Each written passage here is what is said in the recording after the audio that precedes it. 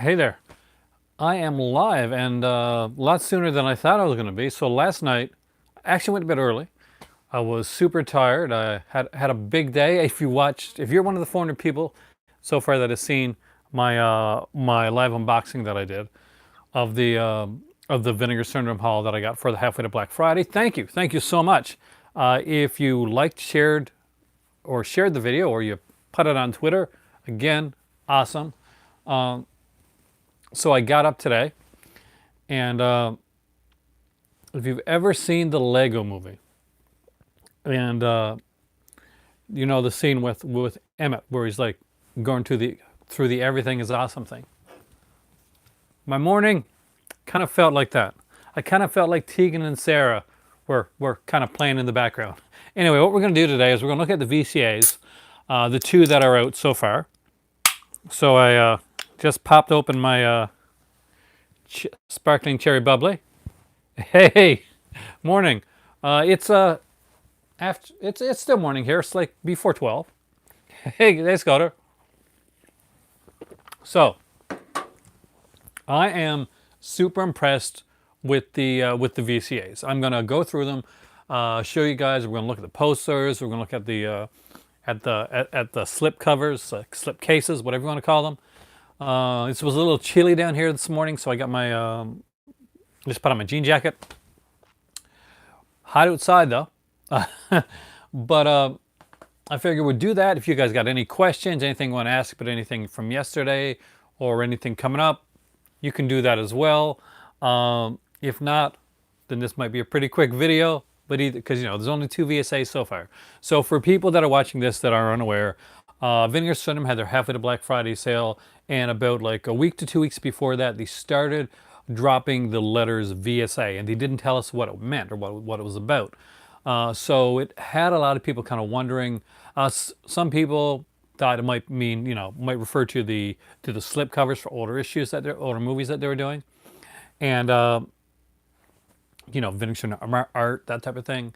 Some people said Vinegar Syndrome archives, but they didn't really know exactly how that was going to play into it. A lot of people were right with Vinegar Syndrome archives. It's just it was different than we expected. So basically, what it is a sub-label from Vinegar Syndrome, and what they do is they have movies that went directly to VHS or DVD from like the 80s to the early to mid 90s, and there's no particular genre as far as I know. There's the first two are out, and they premiered during the sale, and they were around I think $24.99 each. In the during the sale, I think there's going to be $24.99 each anyway. I think they're more kind of like the regularly priced. So this is the first one, and this is Savage Harbor. Now, Savage Harbor was the one that I wasn't quite sure about out of the two of them. When I first was going to get it, I knew I wanted it to be kind of fun, cheese, and like a little bit sleazy action type stuff. And God, I can never remember the video. I think there's a YouTuber, and I apologize. I will eventually remember his name. And he does like a lot of videos, and he's like super intense. But he does like kind of in depth on like on exploitation films, and like is it the Room Bizarro? Something like it is something like that. I do apologize. But anyway, so the first one actually way more awesome than you'll get yours soon. I have this feeling. I have this like Vinegar Syndrome Jedi feeling that yours will come soon. So this is Savage Harbor, and this is the front of it. Basically, we're just gonna look at this first. As you can see, it's got kind of a hey Vinny, welcome, dude. I was just reading your tweets, man. And as you can see, they kind of went with a Nighthawks motif with the artwork. So where Sylvester Stallone did the movie Nighthawks, and we got like Frank Stallone doing Savage Harbor here. So yeah, it's got kind of a Nighthawks motif to it. Kind of like trading on that for that cover art.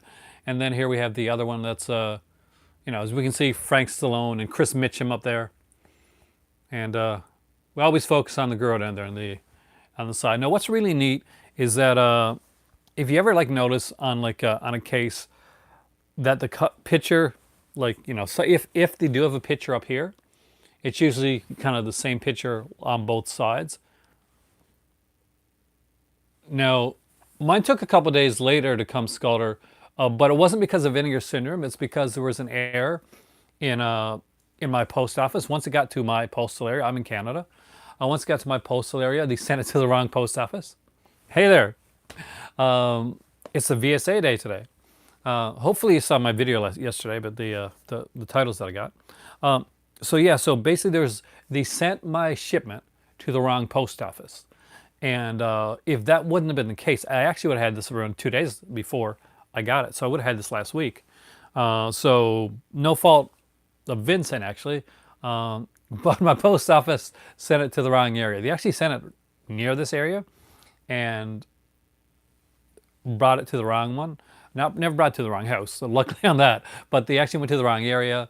And then it came from, I think, from Halifax to here. Because for some reason, I guess Halifax is everywhere in Nova Scotia, and they don't realize North Sydney is like 4 hours away. So yeah, so it has a different picture on each side, which is kind of neat.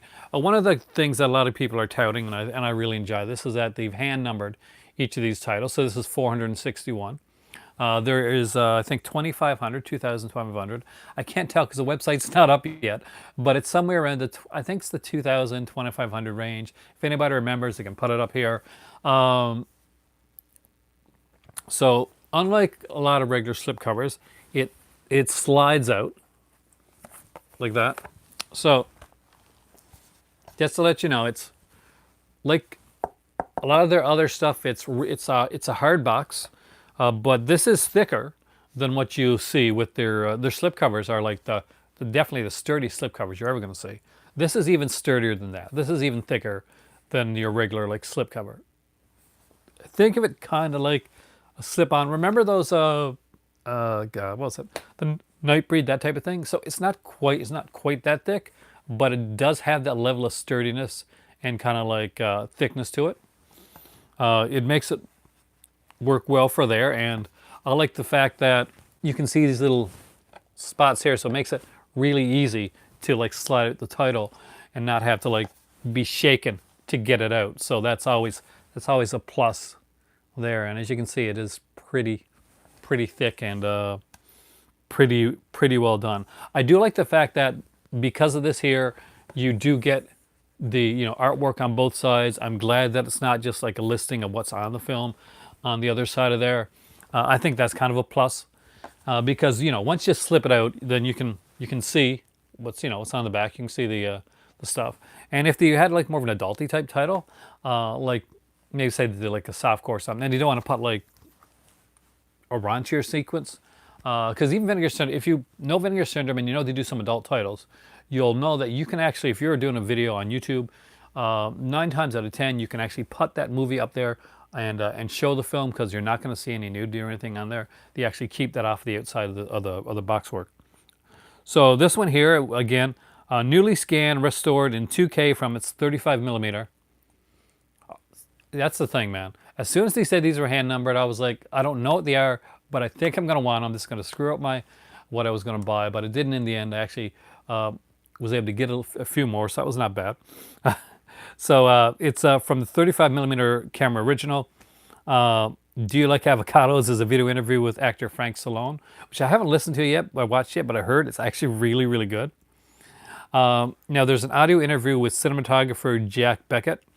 There's a double-sided poster, which I showed yesterday, but I'm going to show here again as well, obviously. We're going to the VSA titles.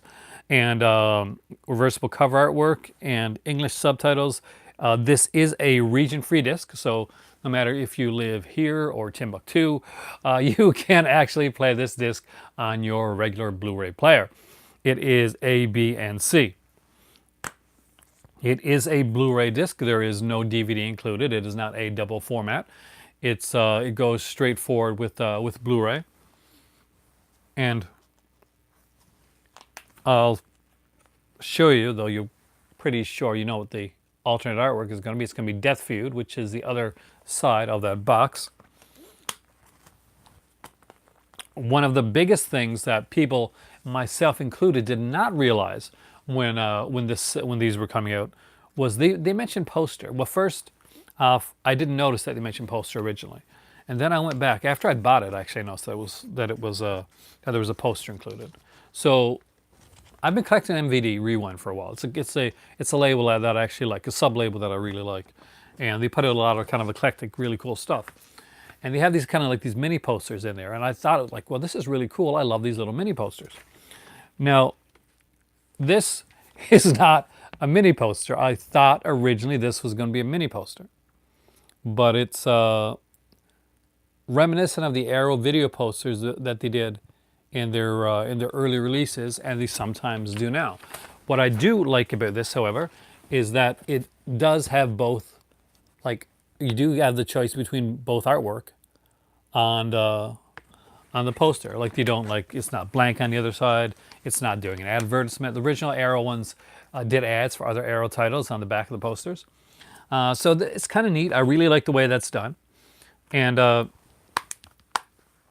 comes in the regular, like, clear cases.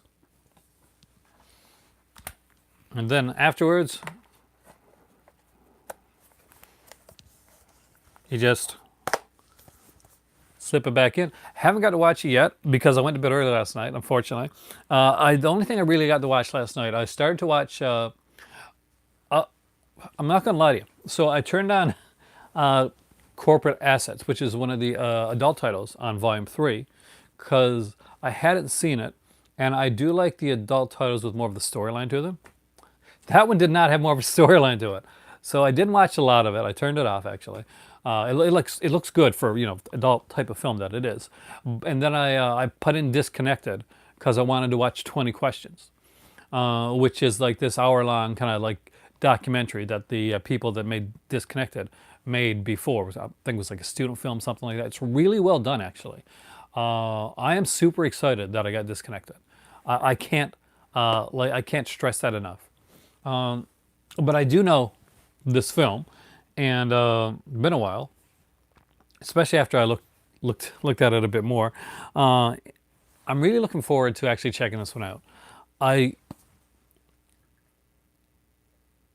Yeah, this has been a huge sale for them, and some people have gotten like really upset where some stuff hasn't gotten to them yet, or some people like, well, I haven't got my shipping notice, and oh, this is going to take forever. And I guess in a world where the whole Amazon thing goes, where people think like instant gratification, but this is a smaller company, and this was definitely the biggest sale that they ever had. And that sale was going on at a time that they were actually, going to like a convention as well. So everybody, was working overtime to try and get. I think there's like 8 people, if I'm correct, around 8 people like involved with Vinegar Syndrome. And my titles took a little bit longer to come than they came every other year. That being said, I would rather, wait a week or two for my titles to come and get them shipped the way they were shipped, because they were well shipped, well packed, all that type of stuff, than have them like hire on, some blank faces to get the titles out faster and lose on the quality, and maybe get some stuff that's banged up, like lose on the quality control. So I definitely think, in my opinion anyway, not everybody's going to agree with me on that, but that's my thoughts anyway, is that it should be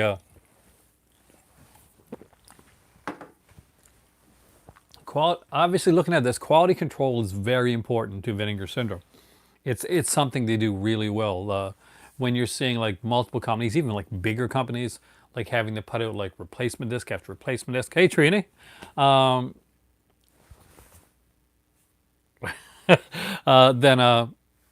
And then you see stuff like this come out, and it's like a swing and a hit, right out the gate. Oh yeah, I do think this was This was beyond what they expected. And they always tend to like. One thing I've noticed about Vinegar Syndrome is they're good at, probably the best company that I know at kind of like at learning from each step along the way. And the best example of that is this sale. During, and if you've been on the Vinegar Syndrome website, you've been at previous sales, you're going to know exactly what I'm talking about. Is there was times with people coming in during the sale, during the last sale, and that there wasn't as many people on the last couple sales. Servers would crash, site would go down, like trying to get things into a cart wouldn't work. That type of thing. They would get it like fixed up really fast, but did seem a bit frustrating at the time. But I don't know about everybody else, but my time on the site during the sale was effortless. Whatever server issues they would have had in the past, they were completely gone. They worked that out, and it was smooth. And there were other places where, let's just say, it didn't work so smooth. But I'm sure they'll work it out the same way that like Vinegar Syndrome worked it out, because they seem to be newer to these sales.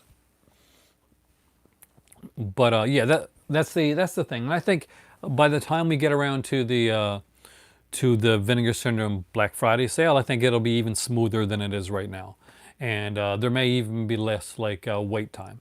But that being said, Vinegar Syndrome was a company that's been around. They've been around for 5 years. This is their 6th year right now, and they started out basically as an Indiegogo type of thing.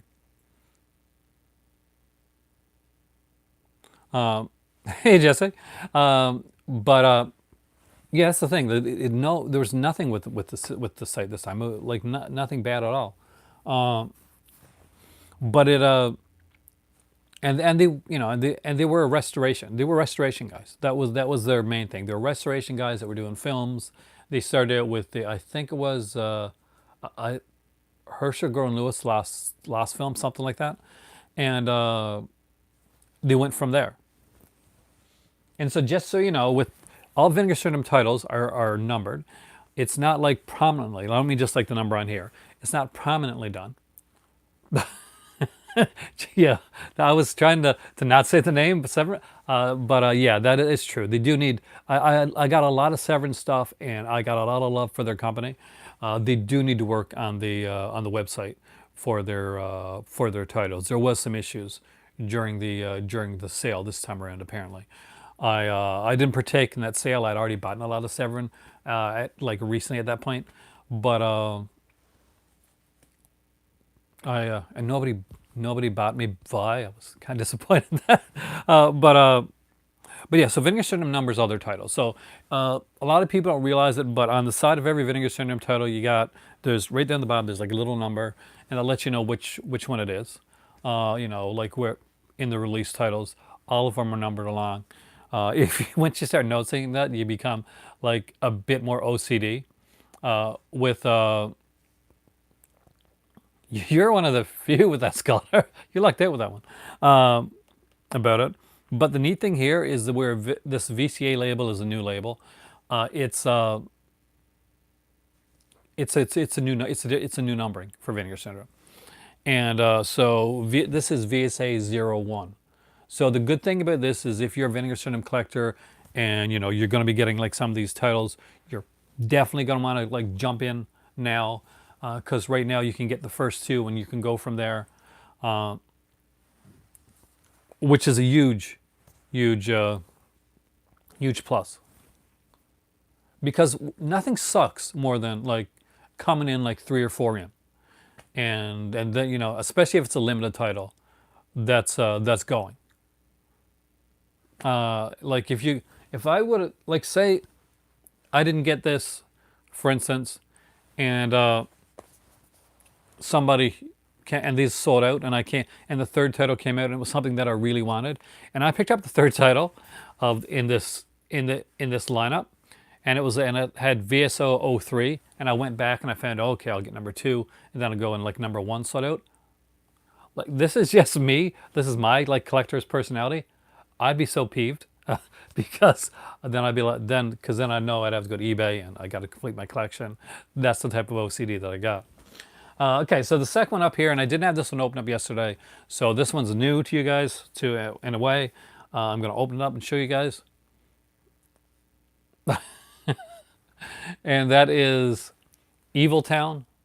I love this cover. Again, I've said several times, this was a movie that was at a video shop that I used to go to. It was on VHS. This was the cover.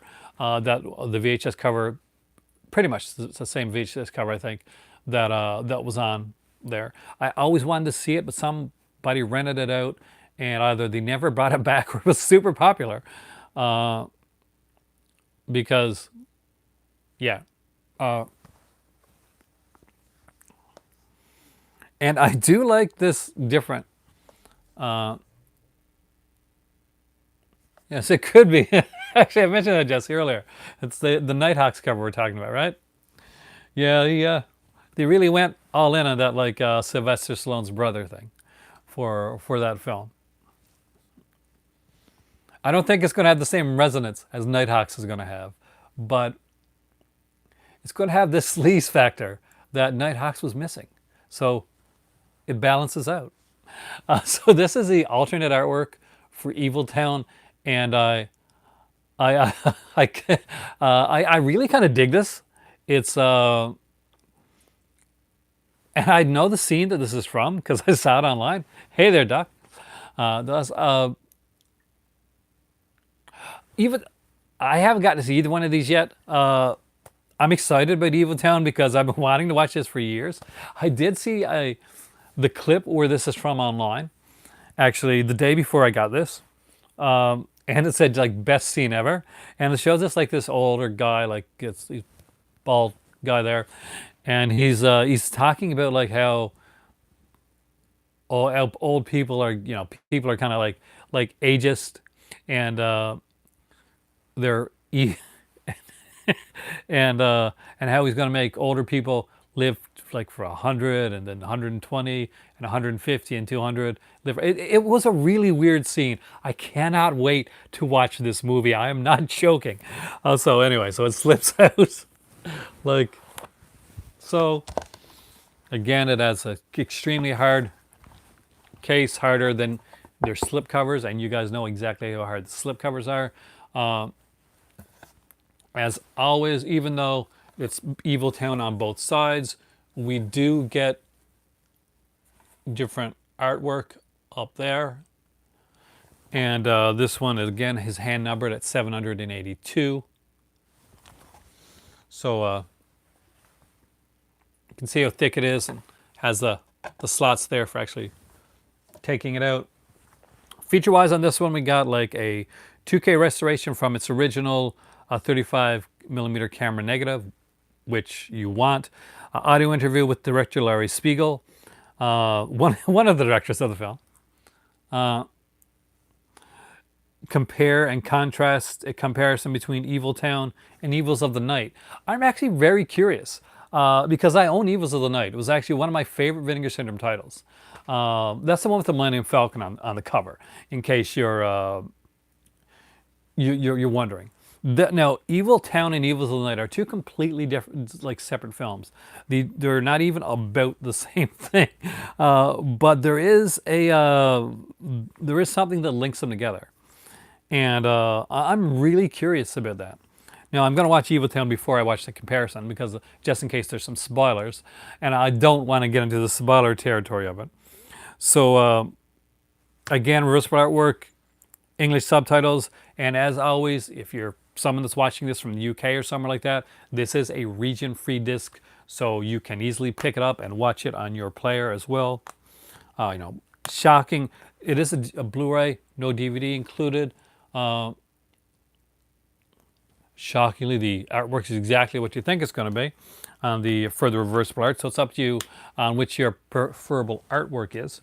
The neat thing about this, though, is that both artworks really? I bought it because I've never actually seen this. I've seen Evils of the Night so many times.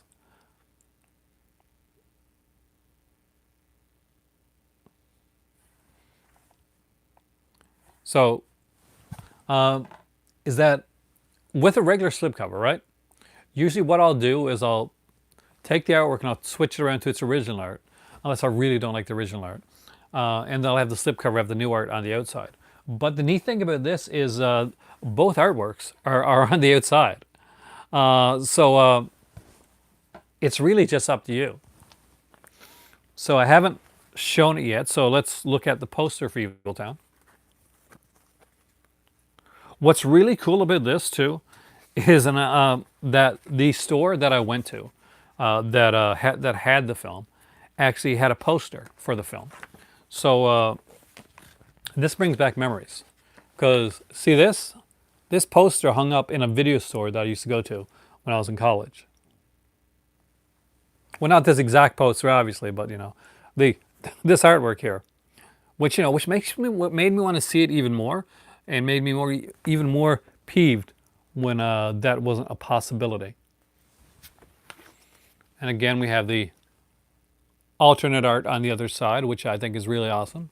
But if I was to put it up, I do think I would go with the original Evil Town artwork. I just think that's I want to use the word iconic. I know that's an odd word for like for a film like Evil Town, but the thing is that for me it is like I do have like a definite personal history with this film. Here's a movie that I've been wanting to see since I was like 18, and 18 or 19, somewhere around there. Probably around 18. But this, I'm excited about this, and as you can see, that is VSA 02. So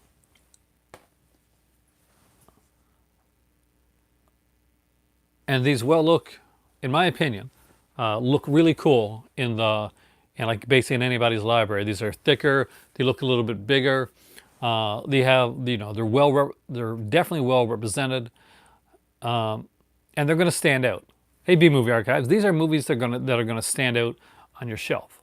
Not only are the two fun movies, if you like B movies and like kind of like fun action, exploitation, horror like type of films, that looks to be what we're going to get from the VSA line. So I'm not sure if I've been able to convert anybody that already hasn't bought them yet or not. Their website I thought was supposed to come back up today, but they're still working on making sure everything has gotten out and everybody's getting the notifications and stuff like that. So the Vinegar Syndrome website should be up soon. I thought today was the day. I could be wrong on that because today's Tuesday, right? But I'm guessing they want to make sure that they get everything done before they put the, don't want to have anybody like waiting for their shipping order and then have the website up there for people ordering other stuff, which I dig that. I kind of respect that. They're putting the sale orders first over like putting the website up and again and buying. They're pretty cool to blind buy from Physical Media, man. Night Eyes, I think it would. See, Night Eyes was a straight to DVD film. They weren't like theater films. They were done by Andrew Stevens company actually. He was like Stella Stevens' son, and he did like a lot of stuff, but he was never like kind of like a big star. Oh, I had to update the blaxploitation stuff, man. I really did. I cannot wait to see. I've seen like Candy Tangerine Man like a long time ago. Haven't seen Lady Coco though. But it'll be interesting to watch these again. I'm pretty sure I've seen Candy Tangerine. I'm almost 90% sure. But I can't wait to watch them again. We're big blaxploitation fans in the house, so definitely can't wait for that. But yeah, well, anyway, so. What was I saying? I totally went blank for a second. Sorry about that. Wacko Stella Stevens, exactly. So Andrew Stevens did this Night Eyes series, and it's a quadrilogy actually. There are 4 Night Eyes films.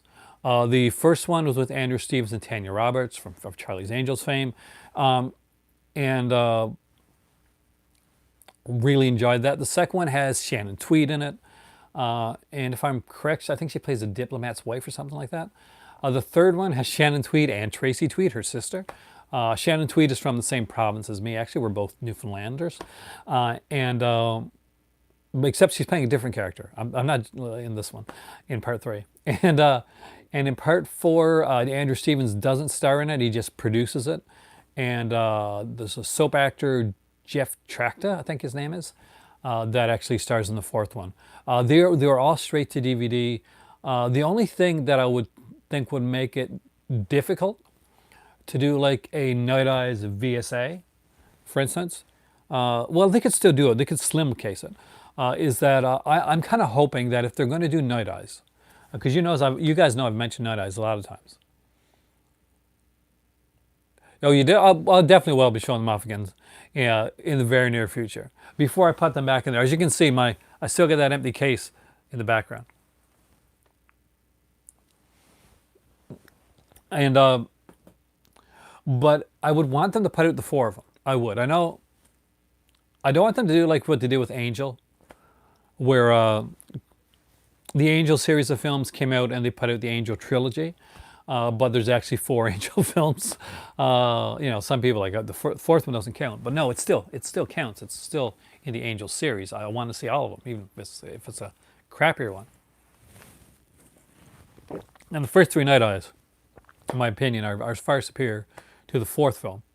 But yeah, the owl would be something that would be that VSA could do.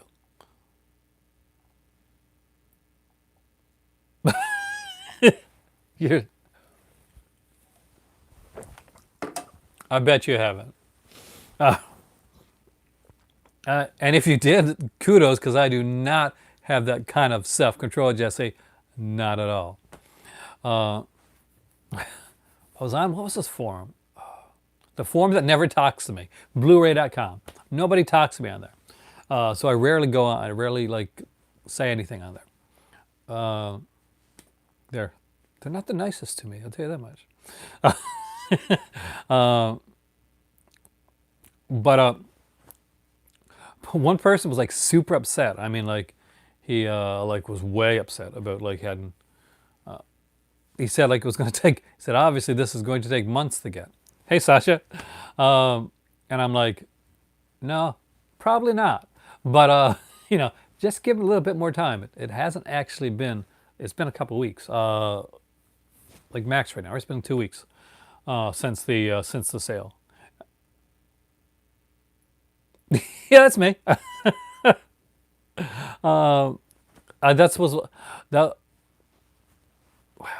I'm not sure how long you've been watching, but basically, I was on a stream once on another person's channel, and they started. I started to watch it. I'll tell you what I watched actually. They started to because I guess I've got geeky movie knowledge, so as a joke, that's what they called me was the prof, and it stuck on to me. So 'cause that was my forum name for Blu-ray.com. Which anybody that watches my channel should know that's me anyway, because when I did my latest thing, it just listed the 25 titles. When it originally came out and people were talking about their orders that they made, I made this post where I said everything that I ordered. And then I deleted that post because I'm like, crap, I'm going to do a video on here. And if anybody's on Blu-ray.com and they watch my videos, they're going to know everything before I open up that box. So I deleted it and I just said, I got 25 titles. So there is how it went with that. But yeah, I'm on there as Prof. I think Prof 89 or something like that, or the Prof, one of those things. I don't go on forum sites very often. I usually just read. But every once in a while, if something I'm really excited about, I'll go in and I'll talk. That's it. You gotta be.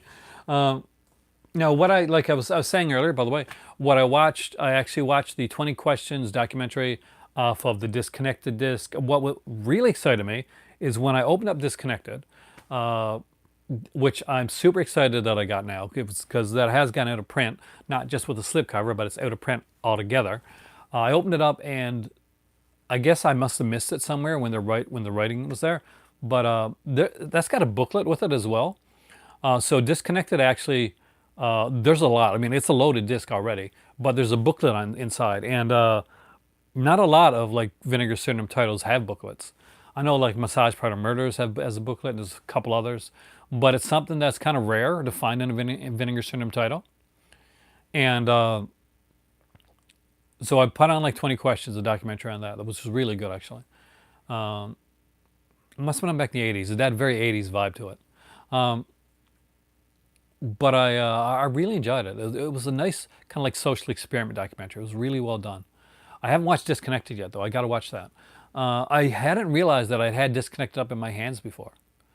Uh, did Malibu High have a booklet? I got Malibu High. I got to check that. No, not to see. Disconnected has a booklet. I don't think Malibu High has a booklet, does it? Um, but if you got Disconnected like before it sold out, kudos because it's a good one, and I think it's going to be one of those that down the road people are going to be looking at and saying, "Yeah, hey Javed," they're going to be like, "Yeah, I got Disconnected." You know those titles that every company has that goes out of print, and and you feel really like part of the in club for grabbing that title. It has been a while. Don't answer the phone. I don't have Don't Answer the Phone yet. Actually, that's one I got to get. Don't Answer the Phone. That's the one that has Nicholas Worth, right, from Darkman, as the killer in the. I think as the killer. It's been a while, uh, but I'm pretty sure. Actually, is Worth is it in this film that Nicholas Worth is like kind of a bad guy in? I think it is actually. It is, yeah, it is. So Nicholas Worth actually has a part in here. Nicholas Worth's one of those actors. He's kind of like one of those bigger, blockier actors. You'll know him basically if you've ever seen him. He's been in, I guess, more famous for like, yeah, definitely. Well, yeah, that's kind of his character. The Diedrich Indicator set. Oh yes, I'm definitely getting that Jabba. That and the Warren set.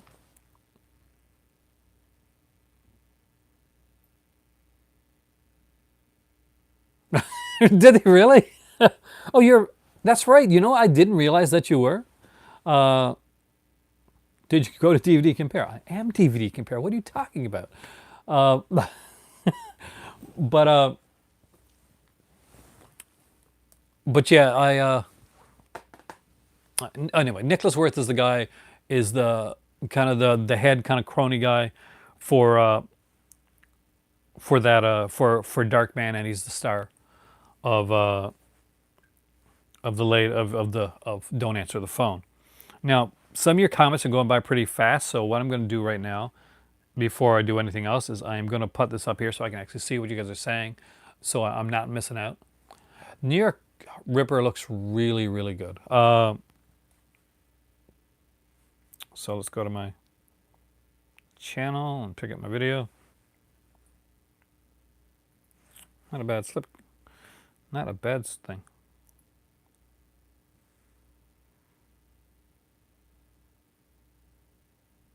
Oh, I got a couple coming where the cases got damaged in transit, but I think I got the slips, so basically I should be able to put them in new cases.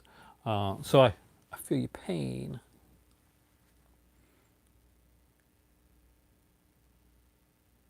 Do I ever? I don't watch. I know my dad watches a lot like YouTube movies and stuff like that. Um, the like to find out stuff. A lot of people do. If I don't know a title from Vinegar Syndrome, and that definitely happens, uh, I I kind of never. I don't really. Sometimes I watch a trailer, but I've even stopped doing that because I found that some trailers kind of like tell too much, and I just I don't want to see the film like in any way other than like if I can't see it, then maybe I'll look it up. But I'll never look at a Vinegar Syndrome title like on YouTube before I get it.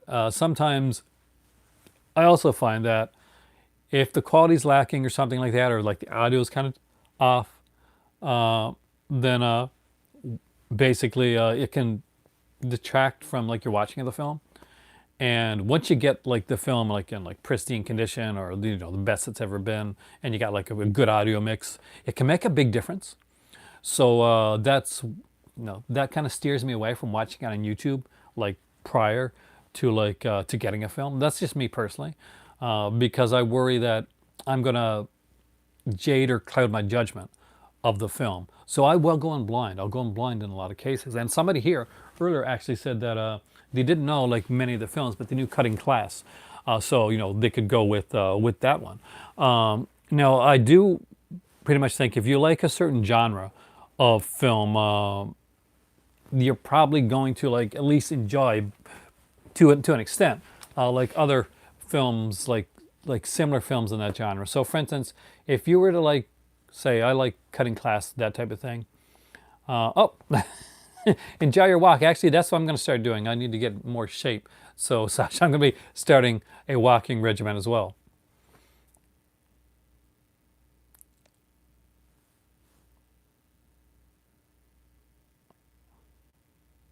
See, I've never had a problem with any sound on the Vinegar Syndrome titles. I'm trying to think of a title that I would have had a problem with sound now, but I never had anything. Vinegar Syndrome and I think Criterion are two companies that I blind buy from. Most other companies I usually know their stuff. Mondo Macabre I blind bought from because I do like Mondo Macabre. But Vincent has always been that one that I can blind buy from.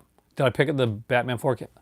Not yet. I just got like 25 Vinegar Syndrome titles, and I got 6 Code Reds coming. So yeah, I'm not gonna be buying anything for a while. So we're gonna be doing like some different like type videos on here for sure. I'll be doing an Arrow video because we know where this Arrow, big Arrow. I'm sure Arrow's going to do a big sale for their 10th year type of thing. But I've heard really good stuff about the Batman 4Ks, and I do want them. I'm probably going to wait till like kind of a Black Friday thing because that's something that is going to be on that would be on sale. That's like I did with the Nolan stuff. I waited till I think I got the Nolan stuff on not Black Friday, but like on Boxing Day actually.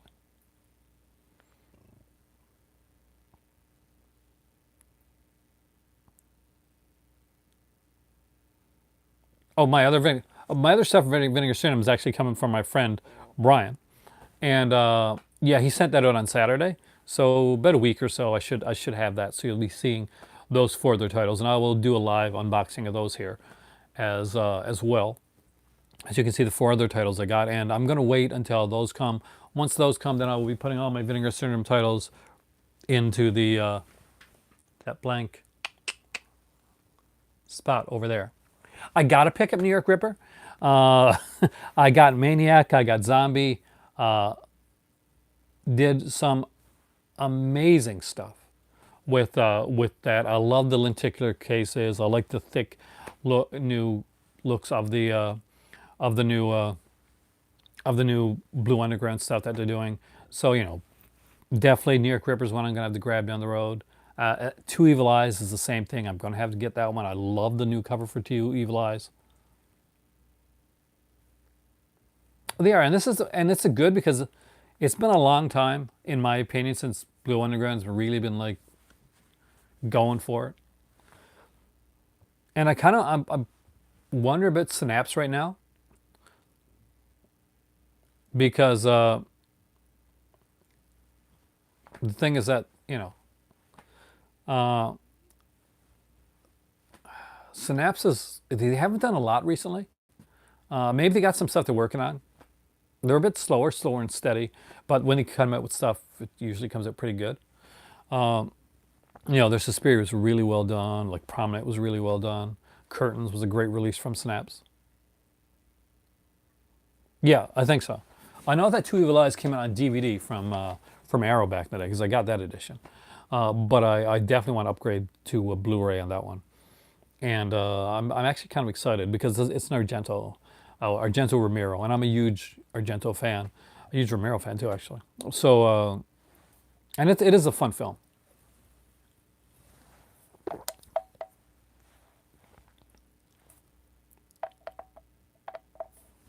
But for Two Evil Eyes, Javid, I definitely go for the Blue Underground edition if you can get it. I wish 4K Cinema HD. I know what you're talking about. I've got a Laserdisc player ready and willing to play it if I can never find the damn thing. I've seen like back in the day, oh God, in the early days of internet, I had like this bootleg cut of the movie on VHS, right, of the NC-17 edition of Scream. But I have yet to actually get my hands on that Laserdisc.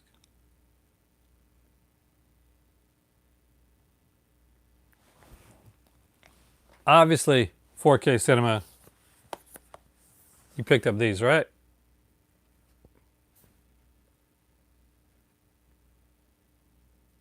Because enjoy your wax, Sasha, by the way. If you have not picked up these 4K, you got to pick these up. Tammy and T-Rex. Is that going to be Vinegar Syndrome?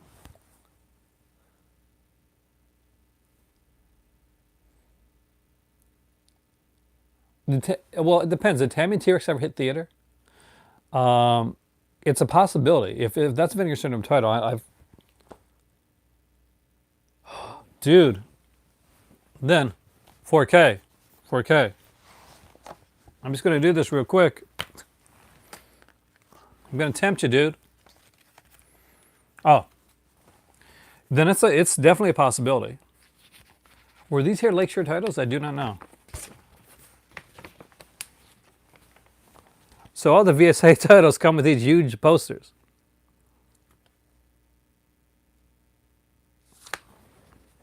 That are double-sided. They're super cool. Gonna make you spend money, 4K.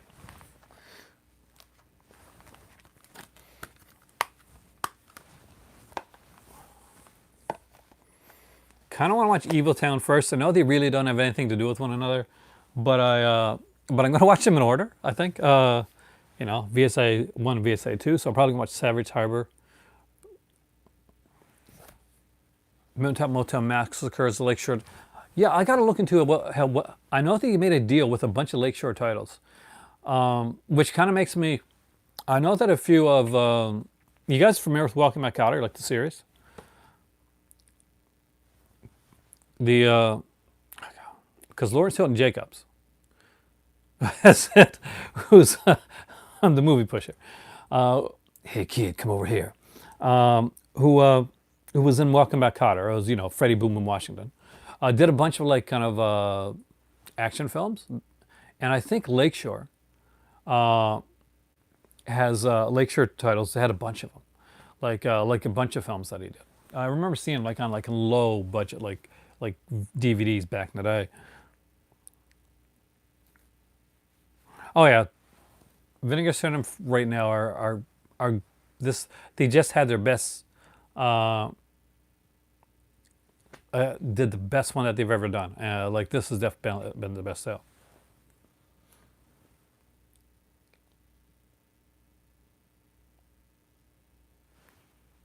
Lawrence Lakeshore. That's the thing. Yeah, because I've seen a bunch of them show up. So I'm kind of wondering if they're going to be doing some of those Lawrence Hilton Jacobs like films on Vinegar Syndrome, because it's kind of it's in the ballpark of Vinegar Syndrome stuff, but some of them I can see maybe being VSA. Because their films, they're from Lakeshore, they definitely didn't go to theaters. That's for sure.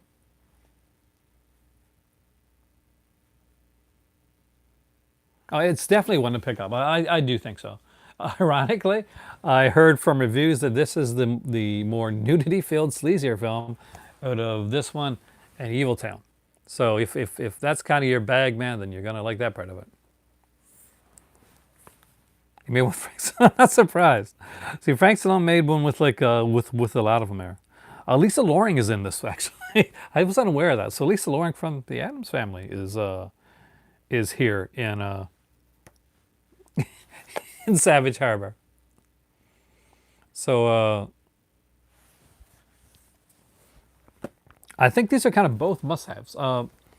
They, they, they did the right thing with these. They gave you a horror release, something different and unique with a new horror film, and yet it related back to Evils in the Night, which was one of their earlier releases. So kind of like a bonus there. And then and with that they put out an action film. So if you weren't feeling the horror so much, then you had the action exploitation film as well here. Like I looked at the trail, the thing that sold me on, I had these both in my cart, and I wanted to make sure I was going to get both of them. And I didn't even look at the trailer for Evil Town because I knew I wanted it. And Savage Harbor, I kind of remembered a little bit. And then I watched the trailer for Savage Harbor, and I have to say, they cut a damn good trailer for Savage Harbor. So whoever did it, whoever did the trailer for it, kudos to them. Hey Ryan, welcome, dude. But because it sold me. Like if I had any doubts at all, like of taking it out of my cart, the trailer for Savage Harbor definitely sold me on that one there. Yeah, yes, that's the thing. And the action sequences are kind of cool too. There's this like scene where Chris Mitchum and Frank Stallone are kind of like in this kind of this parking lot area type of thing, or by this warehouse, and there's these guys there, and they're kind of like, well, we're going to do this type of thing, and then like the fighting starts, and I'm like, yeah, I want to see this film. This is exactly the type of stuff I would rent back in the day. That's the thing, and I think it sums up the 80s. Yeah, that's probably it. Maybe that's why Vinegar Syndrome like gets me a bit more than other companies. Is I When I look at most of the stuff Vinegar Syndrome like puts out, including the adult stuff, it's stuff that I rented, or the style of the stuff that I would rent on a regular basis. I'm a grown man with 2 kids, so I'd spend a lot of times like going to like the local like store or going to a video shop or something like that. Yeah, and they got Shannon Tweed Javid. They do. In the cold of the night, you got to pick that one up, man. If you probably already got it, but if you don't, it's a good one. But I would go to the store and I'd rent like a bunch of like. When you got kids, then when you're young, yeah, you don't have a lot of have a big life. I'm not gonna lie to you. So what I did, particularly when I was like writing some stuff, I was working on an independent comic book, and I would rent a lot of movies and listen to a lot of Alanis Morissette too.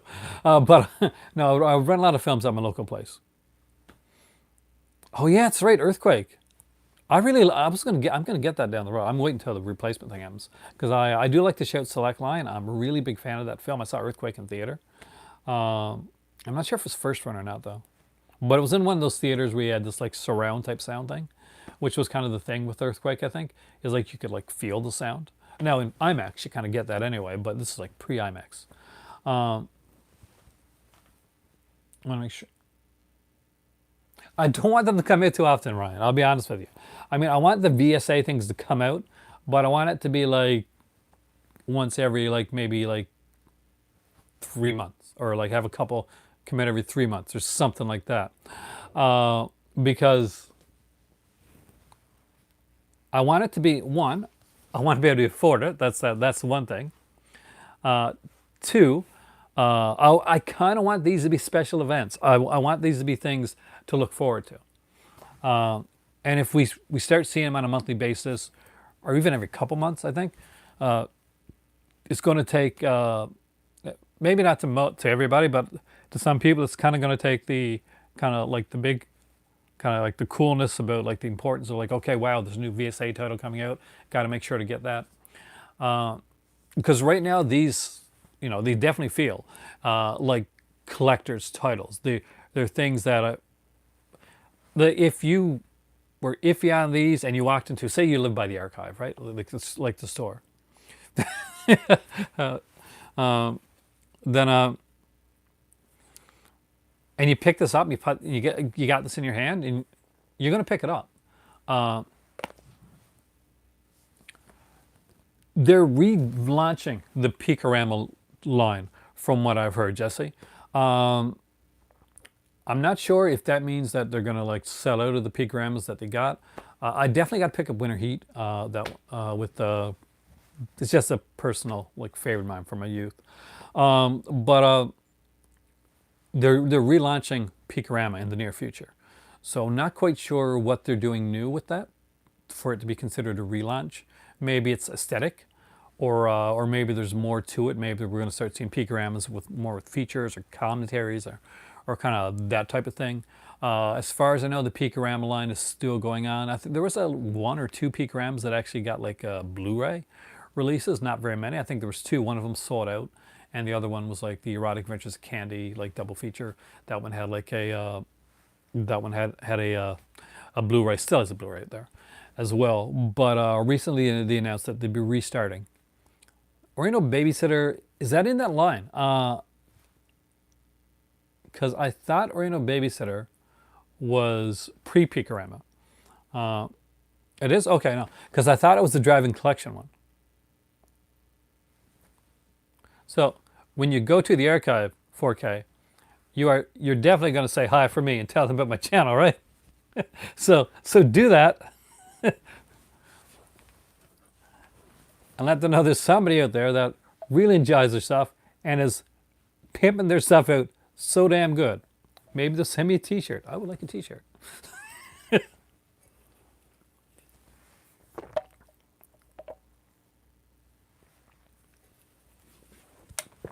Maybe you'll find the Scream title there. Have you not got into blaxploitation? Oh, dude. So good. Titles that are, well, the Dolomite film, the Rudy Ray Moore films, like Dolomite for sure, from Vinegar Syndrome. Candy Tangerine Man, Lady Coco, that type of thing. Welcome Home Brother Charles is the only one I got left to get from Vinegar Syndrome. And MMA, that's in the blaxploitation line. Also, from another line, Kuno Lorber put out Sugar Hill. Definitely pick up that one.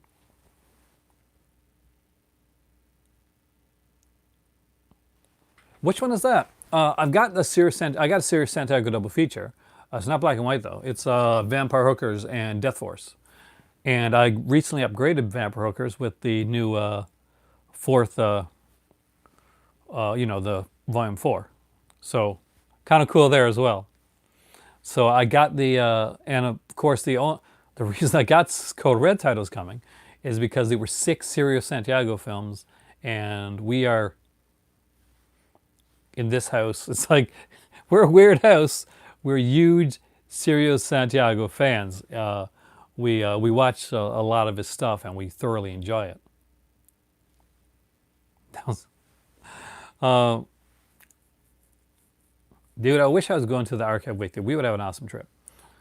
I gotta get it to New York sometime. I mean, oh yeah, definitely grab the Dolomite films. There's actually 2 Dolomite films and there's 2 more Rudy Ray Moore films that came out. Because Dolomite and the Human Tornado, those are the 2 Dolomite films. There are 4 Rudy Ray Moore films in total, though. There's Devil's, like Petey Wheatstraw, the Devil's Son-in-Law, which is a really fun, kind of crazy title, kind of out there title. And the 4th one is Disco Godfather, which is Rudy Ray Moore deciding that he wanted to make a message movie, kind of like an anti-PCP type of film.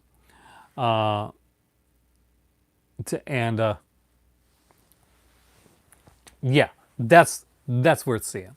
The cool thing is you got to have all the 4 Rudy Ray Moore titles because there's a documentary that follows all through the 4 titles, which is called I, Dolomite. And there's like 15, 20 minutes long on each one. So it gets about an hour, 75 minutes altogether for the documentary.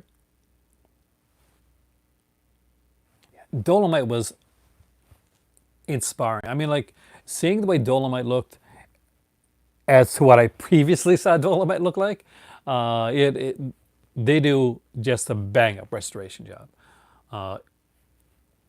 That was an incredible title. And it's one I recommend in everybody's collection. You can't go wrong with a little bit of Dolomite, man. You gotta have some Rudy Ray Moore in your life. And there's a 5th Rudy Ray Moore title, sort of, kind of, a little bit.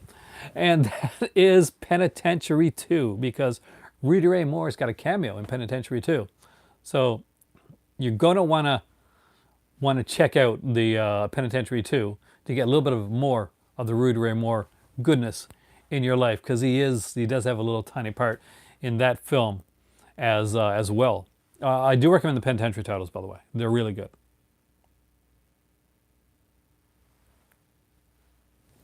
Oh yeah, it is insane, like how bad Dolomite looked compared to how good it looks now. Oh, they're not wrong. That's the thing. That's the killer thing about about having a store. Oh yeah, I got black on black and scream black to scream here. Uh, that space, especially in a place like New York, where this is like New York. Let's face it, New York's one of the shopping centers of the world. People like take vacations just to go shop down there. Like space is expensive in that area, even like in the lower like rent places, it would be like super expensive. But yeah, definitely pick up the Rudy Ray Moore ones, the Penitentiary films. I recommend those as well. Jamaica Fanka is really good with his stuff. Leon Isaac Kennedy just has this kind of cool charisma, in my opinion, that works with this film. I don't think everybody would have worked in the role of Too Sweet. This guy that just wants to. I wish Penitentiary 3, man. There's issues in there, some kind of like rights issues with Penitentiary 3. I'm not sure if it's like music or something like that. But something's keeping Penitentiary 3 from coming out. Arrow couldn't put it out when they did their Ex Rentos box set. Vinegar Syndrome couldn't put it out, not as far as I know. Anyway, when they did Penitentiary 1 and Penitentiary 2, like it would be a huge deal for me if Penitentiary 3 came out. I haven't seen that since VHS days, like when I was a teenager. Because when I said I used to rent a lot of movies, but I had a particularly like fondness for the Penitentiary series, and I rented them a lot. I rented those movies a lot over the years. Now I lived in like this small for a while. I lived in like this small town, like this really small town. Can I put part 3? I wonder if that's why.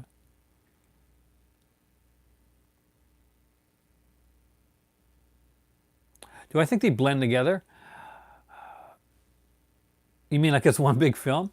I mean, you could say that if you want. I love the Screamcast guys, like, but we have different. But I don't know if they would blend together as such.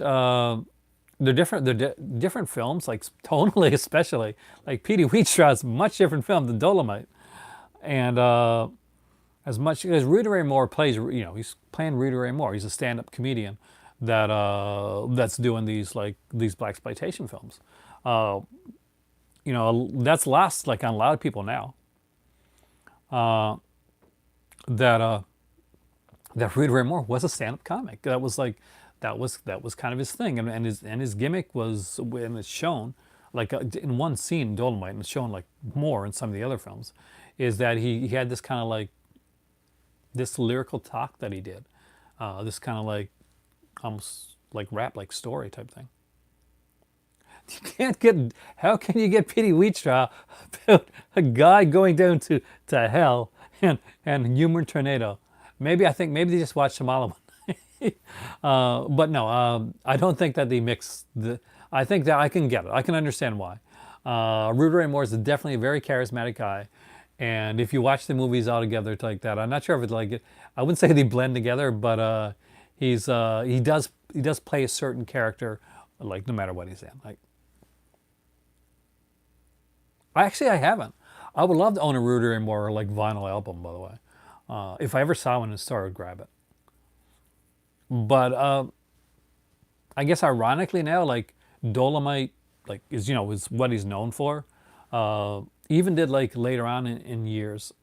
I think there was a Return to Dolomite movie that came out. Oh really? Hopefully it's not Rudy Ray Moore's nudity. But it was like I haven't seen it actually. There's a Rudy Ray Moore. I think there's one or was being talked about called Return Dolomite.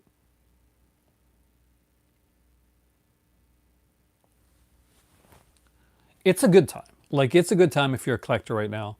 If you're collecting stuff, if you're like a 70s or 80s or even like a 90s fan of films, it's never been a better time like to start collecting this this stuff.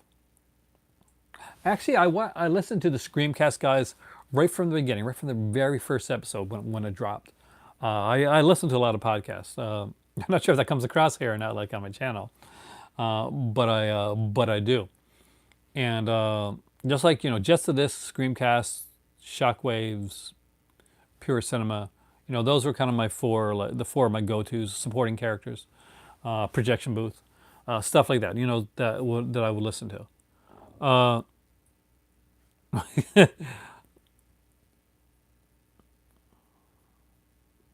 yes, definitely. I find details in films like that I never saw before when you see these new transfers. Uh, and I got 4K is a really good example of that. Uh, Basically, when I watched the Halloween 4K, I definitely saw sequences in that I never saw before. Um, Screamcast guys like Brad, like and Sean were really really good, and then Steph came along, and that that was like magic. That was a click. Like they were doing good, kind of bouncing off of one another, but something was you kind of felt like something was missing. They were really good episodes, but you felt like something was missing, and and then Stephanie Crawford like pops in, and I'm like, that's it. That's what they needed. Um, that's exactly what you need. Oh, BJ, I love BJ too. She did like a lot of the titles that I would do. Like I would, I am definitely, I'd like say, I'm like a lower rent version of BJ for whenever like Brian like wants to have me on Just the Discs. I, I'm the guy talking about that type of stuff. I'm the guy that's talking about the BJ stuff on Just the Discs. I'm that guy. I'm the the Vinegar Syndrome. I'll talk about the exploitation or the adult films, that type of thing.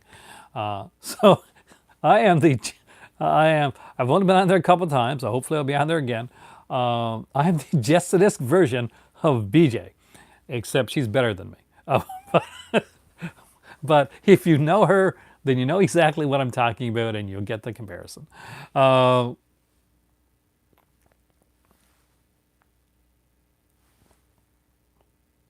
did you just ask what peak? Dude, Jesse, have you, come on, you know what Pika Ram is. It's their adult line, man. Um, really well done. Really, really well done, like with the stuff that they did. One of these times, like as I start to get all the like the bigger stuff that I need, I still need to get the phone book. Everybody keeps telling me every time a sale comes by and I don't get the phone book, I get like around like 20 messages telling me you got to get the phone book. Peakorama is the adult line done by Vinegar Syndrome. They're all double features, and some of them actually are three. Uh,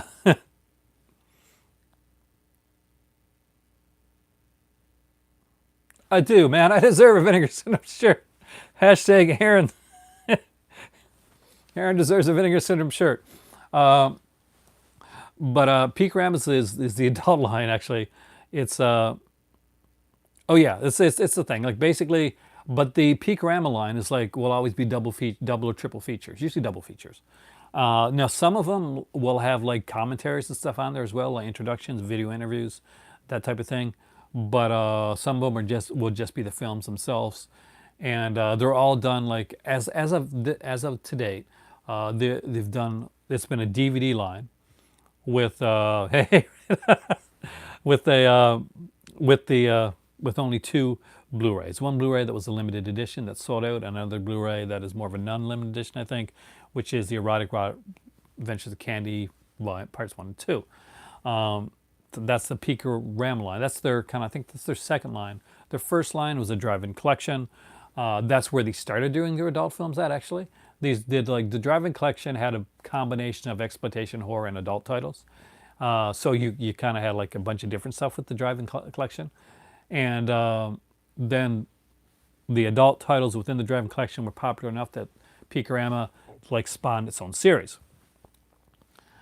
More recently, a lot of their adult titles that they could do have been, they've gotten to do Blu-rays of. So the Peakorama line is kind of like there's been newer ones come out, but it's been a bit lessened. And now recently, it has been announced that the Peakorama line has been revamped and is being redone. So it's going to be interesting. We haven't seen yet what exactly they're going to be doing with the new lineup for Peakorama. Is it going to be like aesthetically differently? Are they going to go with a complete new revamp of it? Is there going to be a new numbering system? Are they going to go like continue on from where they go? Be Blu-ray only. It could. I mean, Peakorama is known like primarily for their DVD line. That's the thing. I think a lot of people will be glad to see Peakorama go to a complete Blu-ray format. I myself, I want like all the original Peakoramas in the way they are now. I don't know actually. It's because the thing is that when it comes to restoration, the fact of the matter is, sometimes a Blu-ray can't be done, or in some cases maybe shouldn't be done. Like DVD is the best that quality is going to get, and pushing it farther on may. And I'm not a restoration guy. I don't do that stuff, obviously. Hey, Cropsy. It'll depend. If they've got a load of Peakorama like titles that they're thinking of, or they got like they're doing, I would prefer that if either stick with the DVD for a lot of their stuff, rather than lessen the quality and put it on a Blu-ray, and maybe work on maybe more audio commentary, career interviews, stuff like that. I definitely want to get. I didn't pick it up. I wish I had. I will pick it up in the future. Skinflix. It's got a interview with Sharon Mitchell, like a career interview with Sharon Mitchell, and I am very familiar with that actress.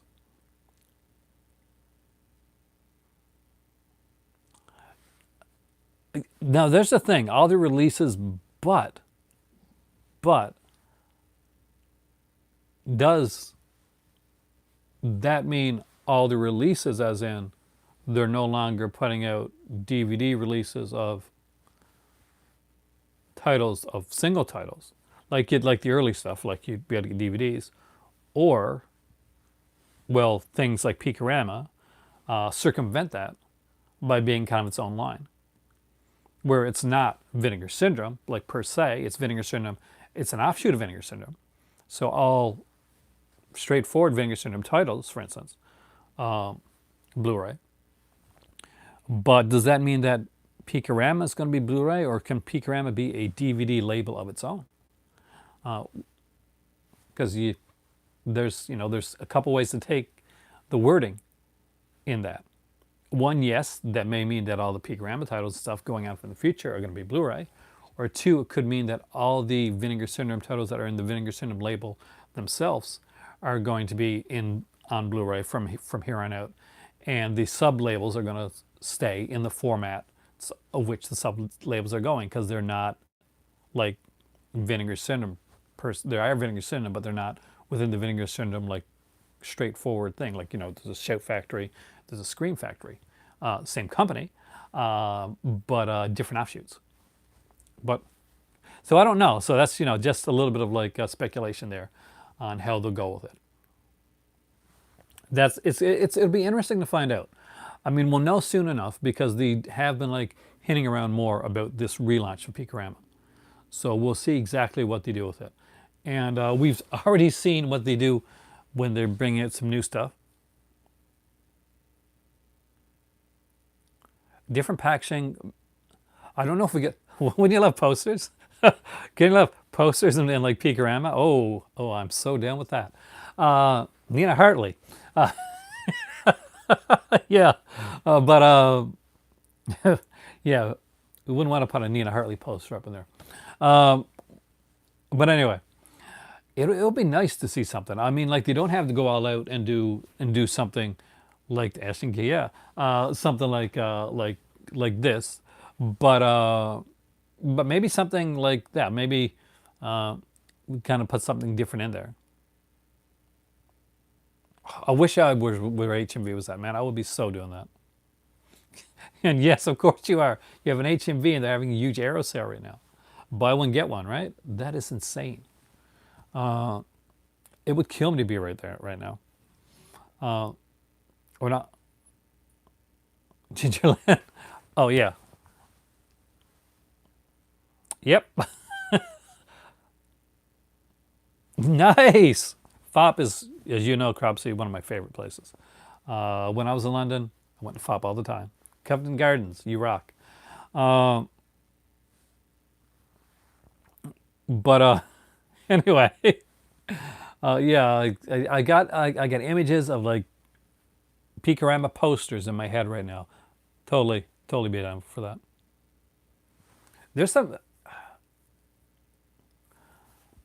I think with the Picorama titles, like with that type of stuff, uh, that's got to stick around like to the.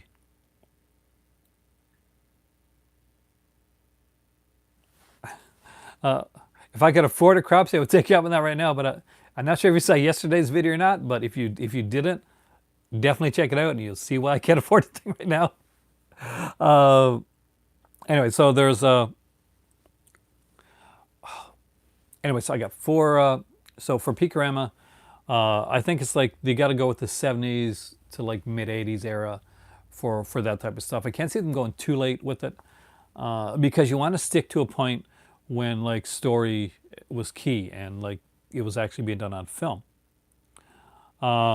That's the that's the thing, right? That's the big thing about it is that when I look at the Picorama line, I don't see like a line that just okay, these are adult films. I see okay, here's a line of you know that one they're adult films, but two they're quality films that are done by some of the better directors in that genre. They usually have like some of the better actresses and actors, and they have acting and stories, and they're done on film. So all those things are important. And those things are important for restoration as well. Obviously, there's a whole line of stuff that they can't put out. But there, yeah, that's my that's my Picorama rant. Hopefully that helps out a bit or kind of gives you some idea. Jesse, that is my favorite. Woman's Torment is one of my top Vinegar Syndrome titles, like across the board. It's an adult film, but it also has a great storyline to it. The acting I thought the acting was actually good in it. Oh, Bridget Leahy, yeah, definitely.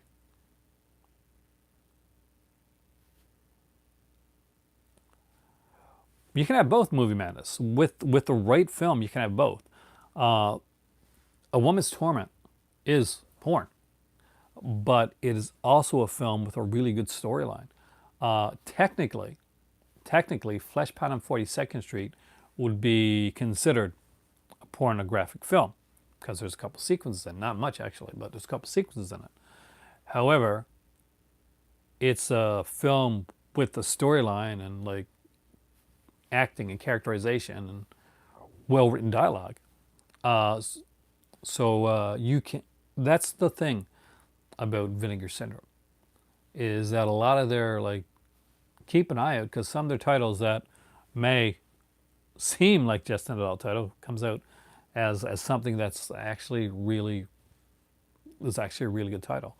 Woman's Torment is a perfect example of that. They put it out during their okay, yeah, they put it during the October, and I don't think I ever would have thought of picking up a Woman's Torment, to be honest with you, if I hadn't been getting the October thing that year.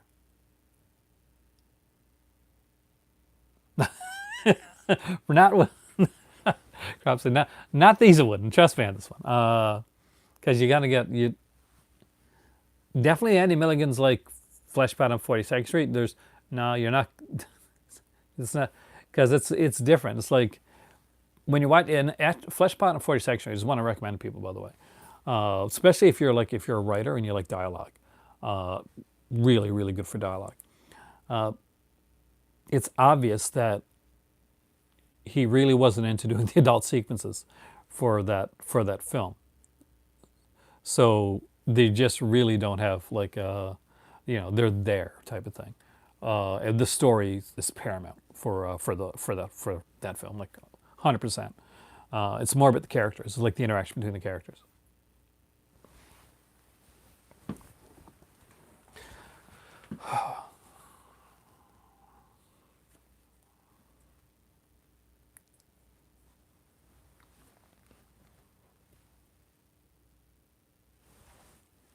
I missed what you said there. What was that? Actually, have a weird, aggressive performance, especially when the nosy neighbor wanted to get out of the house. Oh, in Woman's Torment. Shit.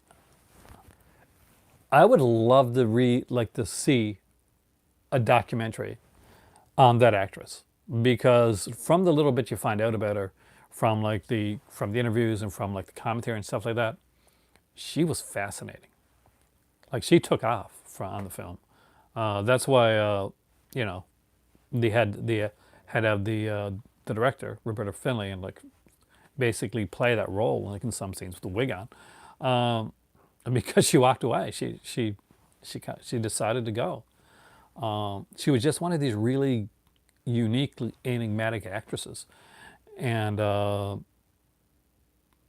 she was different. And I think that's what made it such a that definitely that's one of the things that put it over the top, that made it so insanely good. Was she was just one of these people that you could watch and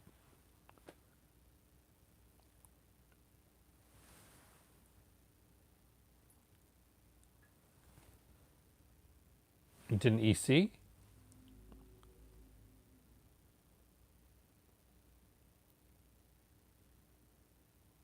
Ah, that sequence. Okay.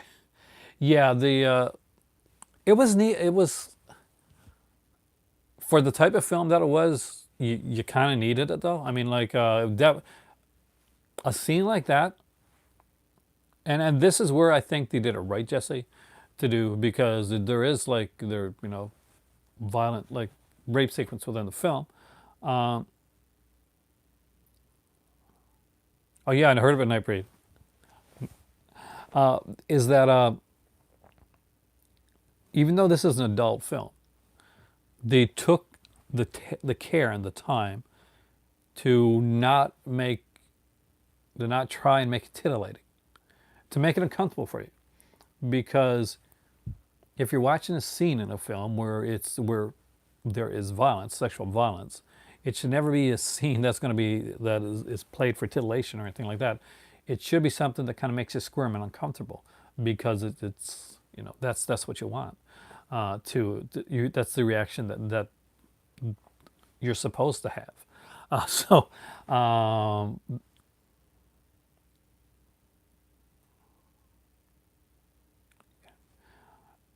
she just had a different. I'm kind of glad. I don't know. I'm kind of glad she didn't because there's this mystique now from her. From I don't think she did anything else actually. Kind of like the girl that did Greta. And if you watch like Night Train to Terror, then the film, like one of the second sequence in Night Train to Terror is Greta. And if you got the Vinegar Syndrome edition of that, the full film is like on the DVD of the Night Train to Terror disc. If you don't, definitely pick that up. So the girl that plays in Greta, the only thing she ever did. Fascinating actress, just really strange and unique, and you just can't take your eyes off her. You can't stop watching her. She's one of those. And the girl in A Woman's Torment is exactly the same. She's one of these people you cannot take your eyes off of when she's on the screen. She just has this presence to her. And maybe we wouldn't have that, like, wouldn't feel the same way seeing her in X film or Y film. But because she stopped right there, uh,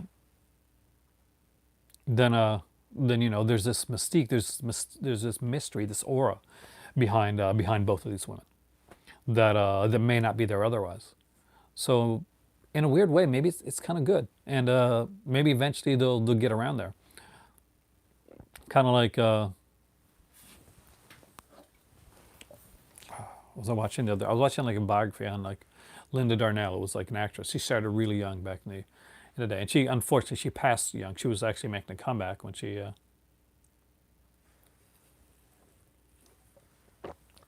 passed away at the age of 41 from like from a fire. I went off topic there too. Don't worry about it. Oh, cool. A lenticular box set. That is cool.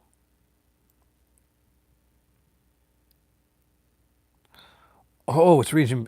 Are you in region B? Because if you're not, that's gonna suck. But